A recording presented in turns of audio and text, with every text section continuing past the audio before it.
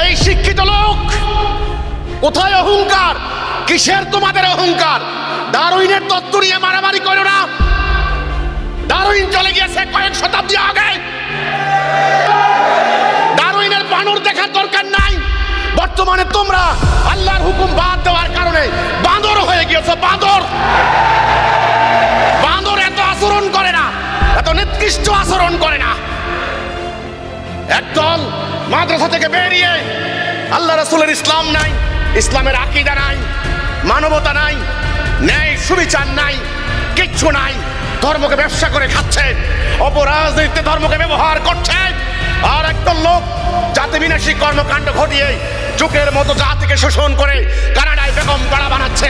আর তোমরা ডারউইনের তত্ত্ব নিয়ে মারামারি করো। তোমরা বাঁদর, মাঙ্কি পপুলেশন। মানবতার পর্যায়ে তোমরা নাই, তোমরা বাঁদর থেকে খারাপ হয়ে গিয়েছ। কাজে আসো, আমাকে প্রশ্ন করো এখানে হিজবুত তাওহীদের বক্তব্য কি? আমার বক্তব্য হচ্ছে অনর্থক অহেতুক এই বান্দর তত্ত্ব নিয়ে মারামারি করো না। এটা হচ্ছে রাজনৈতিক ইস্যু। এই ইস্যুকে কাজে লাগিয়ে রাজনীতি করা হচ্ছে।